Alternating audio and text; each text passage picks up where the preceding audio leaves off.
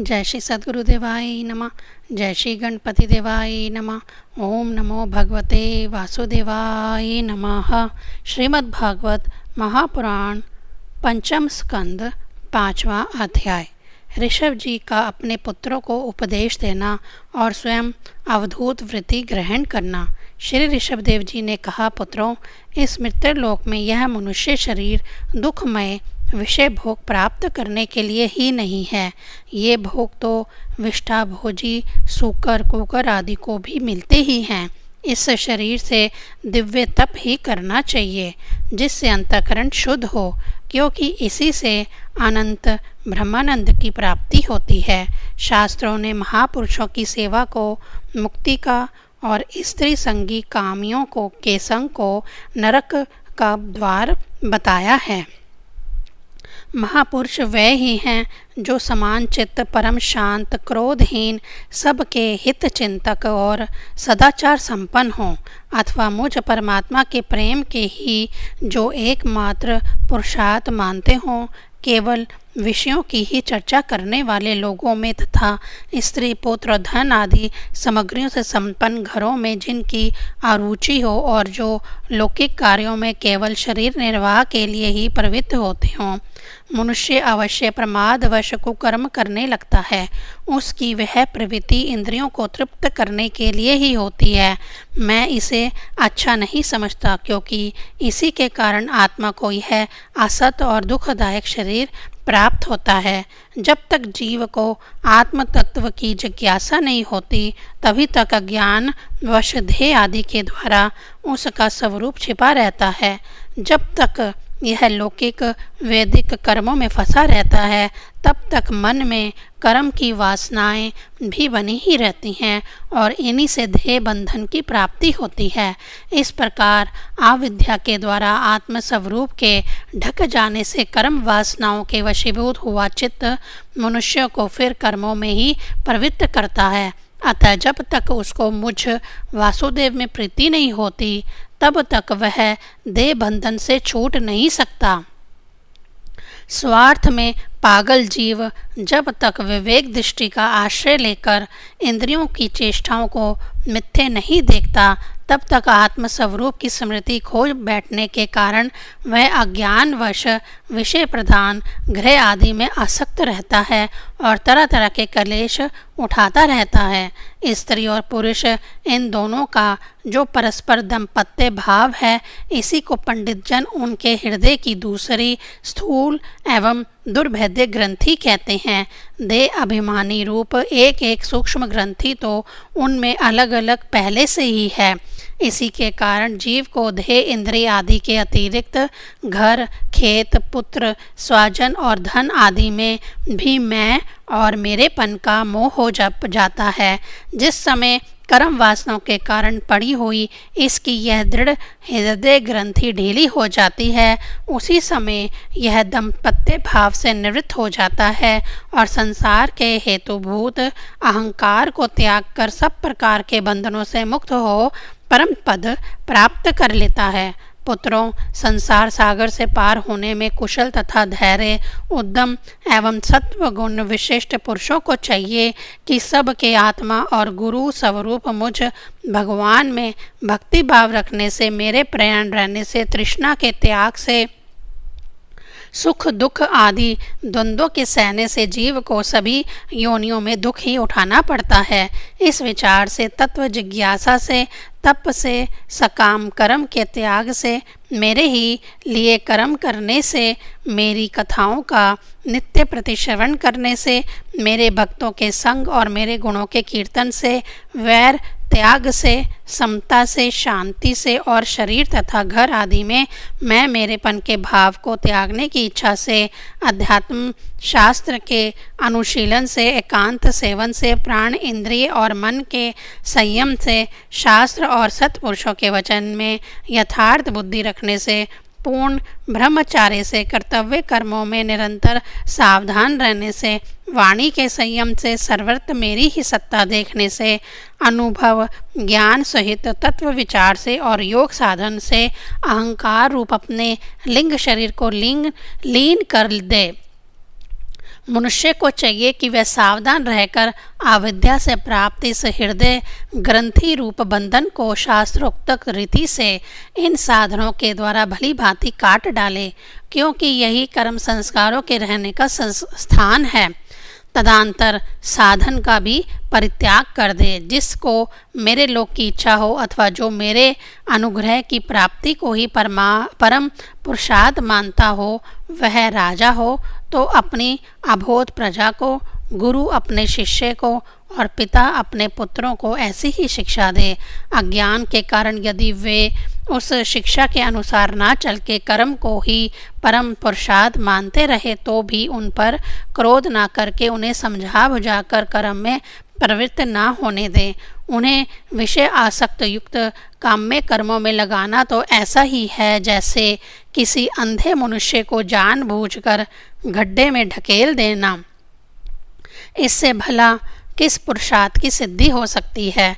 अपना सच्चा कल्याण किस बात में है, इसको लोग नहीं जानते। इसी से वे तरह तरह की भोग कामनाओं में फंसकर तुच्छ क्षणिक सुख के लिए आपस में वैर ठान लेते हैं और निरंतर विषय भोगों के लिए ही प्रयत्न करते रहते हैं। वह मूर्ख इस बात पर कुछ भी विचार नहीं करते कि इस वैर विरोध के कारण नरक आदि अनंत घोर दुखों की प्राप्ति होगी। गड्ढे में गिरने के लिए उल्टे रास्ते से जाते हुए मनुष्य को जैसे आँख वाला पुरुष उधर नहीं जाने देता, वैसे ही अज्ञानी मनुष्य को अविद्या में फंस कर दुखों की ओर जाते देखकर कौन ऐसा दयालु और ज्ञानी पुरुष होगा जो जानबूझकर भी उसे उसी राह पर जाने दें या जाने के लिए प्रेरणा करें। जो अपने प्रिय संबंधी को भागवत भक्ति का उपदेश देकर मृत्यु की फांसी से नहीं छुड़ाता, वह गुरु गुरु नहीं है, स्वजन स्वजन नहीं है, पिता पिता नहीं है, माता माता नहीं है, इष्ट देव इष्ट देव नहीं है और पति पति नहीं है। मेरे इस अवतार शरीर का रहस्य साधारण जनों के लिए बुद्धि गम्य नहीं है। शुद्ध सत्व ही मेरा हृदय है और उसी में धर्म की स्थिति है। मैंने अधर्म को अपने से बहुत दूर पीछे की ओर धकेल दिया है। इसी से सत्पुरुष मुझे ऋषभ कहते हैं। तुम सब मेरे उस शुद्ध सत्वमय हृदय से उत्पन्न हुए हो, इसीलिए मत्सर छोड़कर अपने बड़े भाई भरत की सेवा करो। उसकी सेवा करना मेरी ही सेवा करना है और यही तुम्हारा प्रजा पालन भी है। अन्य सब भूतों की अपेक्षा वृक्ष अत्यंत श्रेष्ठ है। उनसे चलने वाले जीव श्रेष्ठ हैं और उनमें भी कीट आदि की अपेक्षा ज्ञान युक्त पशु आदि श्रेष्ठ है। पशुओं से मनुष्य, मनुष्यों से प्रमथ गण, प्रमथों से गंधर्व, गंधर्वों से सिद्ध और सिद्धों से देवताओं के अनुयायी किन्नर आदि श्रेष्ठ हैं। उनसे असुर, असुरों से देवता और देवताओं से भी इंद्र श्रेष्ठ है। इंद्र से भी ब्रह्मा जी के पुत्र दक्ष आदि प्रजापति श्रेष्ठ हैं। ब्रह्मा जी के पुत्रों में रुद्र सबसे श्रेष्ठ है। वे ब्रह्मा जी से उत्पन्न हुए हैं, इसलिए ब्रह्मा जी उनसे श्रेष्ठ हैं। वे भी मुझसे उत्पन्न हैं और मेरी उपासना करते हैं, इसलिए मैं उनसे भी श्रेष्ठ हूँ। परंतु ब्राह्मण मुझसे भी श्रेष्ठ है क्योंकि मैं उन्हें पूज्य मानता हूँ। सभा में उपस्थित ब्राह्मणों को लक्ष्य करके विप्रगण दूसरे किसी भी प्राणी को मैं ब्राह्मणों के समान भी नहीं समझता, फिर उनसे अधिक तो मान ही कैसा सकता हूँ। लोग श्रद्धापूर्वक ब्राह्मणों के मुख में जो अन्न आदि आहुति डालते हैं उसे मैं जैसी प्रसन्नता से ग्रहण करता हूँ, वैसे अग्निहोत्र में होम की हुई सामग्री को स्वीकार नहीं करता।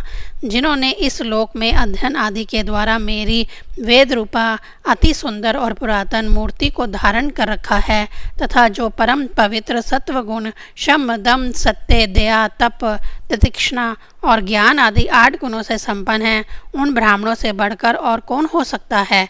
मैं ब्राह्मण आदि से भी श्रेष्ठ और अनंत हूँ तथा स्वर्ग मोक्ष आदि देने को भी समर्थ रखता हूँ, किंतु मेरे आकंचन भक्त ऐसे निष्पाह होते हैं कि वे मुझसे भी कभी कुछ नहीं चाहते। फिर राज्य आदि अन्य वस्तुओं की तो वे इच्छा ही कैसे कर सकते हैं।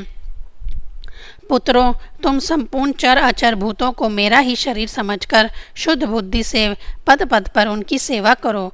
यही मेरी सच्ची पूजा है। मन, वचन, दृष्टि तथा अन्य इंद्रियों की चेष्टाओं का साक्षात फल मेरा इस प्रकार का पूजन ही है। इसके बिना मनुष्य अपने को महामोह में काल पाश से छुड़ा नहीं सकता। श्री सुखदेव जी कहते हैं, राजन, ऋषभदेव जी के पुत्र यद्यपि स्वयं ही सब प्रकार सुशिक्षित थे, तो भी लोगों को शिक्षा देने के उद्देश्य से महान प्रभावशाली परम सुहृद भगवान ऋषभ ने उन्हें इस प्रकार उपदेश दिया। ऋषभदेव जी के 100 पुत्रों में भरत सबसे बड़े थे। वह भगवान के परम भक्त और भगवत भक्तों के प्रयाण थे।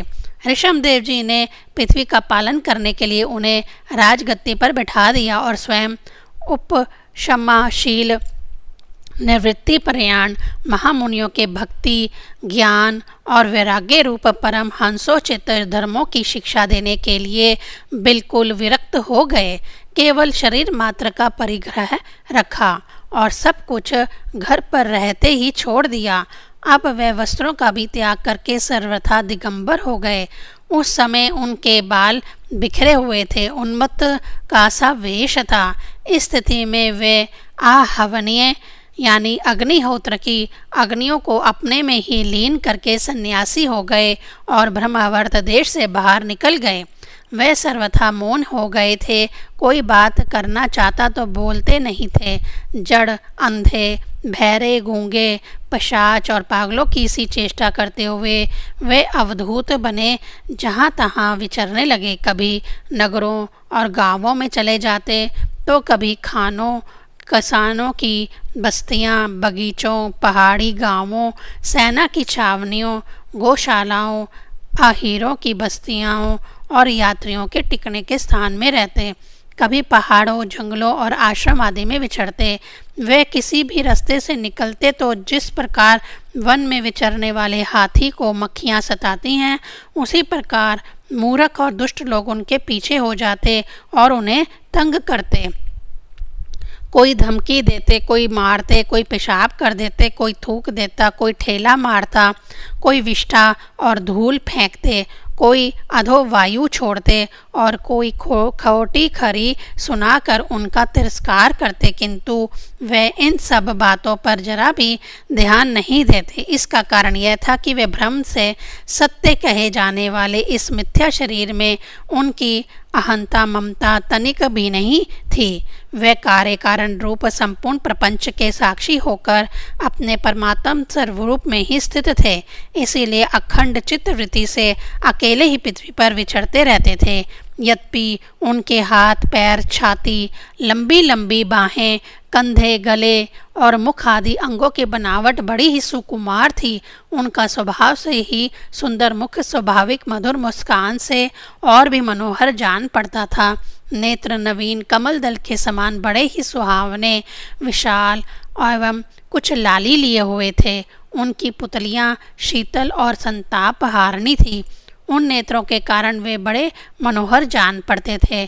कपोल, कान और नासिका छोटे बड़े न होकर समान एवं सुंदर थे तथा उनके अस्फुट हास्य युक्त मनोहर मुखारविंद की शोभा को देखकर पुर नारियों के चित्त में कामदेव का संचार हो जाता था। तथापि उनके मुख के आगे जो भूरे रंग की लंबी लंबी घुंघराली लटें लटकती रहती थी, उनके महान भार और अवधूतों के समान धूली धूसरित देह के कारण वे ग्रहग्रस्त मनुष्य के समान जान पड़ते थे। जब भगवान ऋषभदेव ने देखा कि यह जनता योग साधन में विघ्न रूप है और इससे बचने का उपाय विभत्सन वृत्ति में रहना ही है, तब उन्होंने अजगर वृत्ति धारण कर ली। वह लेटे ही लेटे खाने पीने, चबाने और मल मूत्र त्याग करने लगे। वे अपने त्यागे हुए मल में लोट लोट कर शरीर को उसमें से सान लेते, किंतु उनके मल में दुर्गंध नहीं थी, बड़ी सुगंध थी और वायु उस सुगंध को लेकर उनके चारों ओर 10 योजन तक सारे देश को सुगंधित कर देती थी। इसी प्रकार गो, मृग और काक आदि की वृत्तियों को स्वीकार कर वह उन्हीं के समान कभी चलते हुए, कभी खड़े खड़े, कभी बैठे हुए और कभी लेटे लेटे ही खाने पीने और मलमूत्र का त्याग करने लगते थे। परीक्षित, परमहंसों को त्याग के आदर्श की शिक्षा देने के लिए इस प्रकार मोक्षपति भगवान ऋषभदेव ने कई तरह की योगचर्याओं का आचरण किया। वे निरंतर सर्वश्रेष्ठ महान आनंद का अनुभव करते रहते थे। उनकी दृष्टि में निरूपाधिक रूप से संपूर्ण प्राणियों के आत्मा अपने आत्मस्वरूप भगवान वासुदेव से किसी प्रकार का भेद नहीं था। इसीलिए उनके सभी पुरुषार्थ पूर्ण हो चुके थे। उनके पास आकाश गमन, मनोजत्व, मन यानी मन की गति के समान ही शरीर की का भी इच्छा करते हुए सर्वत्र पहुँच जाना, अंतर्ध्यान, परकाय प्रवेश, दूर की बातें सुन लेना और दूर के दृश्य देख लेना आदि सब प्रकार की सिद्धियां अपने आप ही सेवा करने को आईं, परंतु उन्होंने उनका मन से आदर या ग्रहण नहीं किया। 5वां अध्याय संपूर्ण। ओम नमो भगवते वासुदेवाय नमः।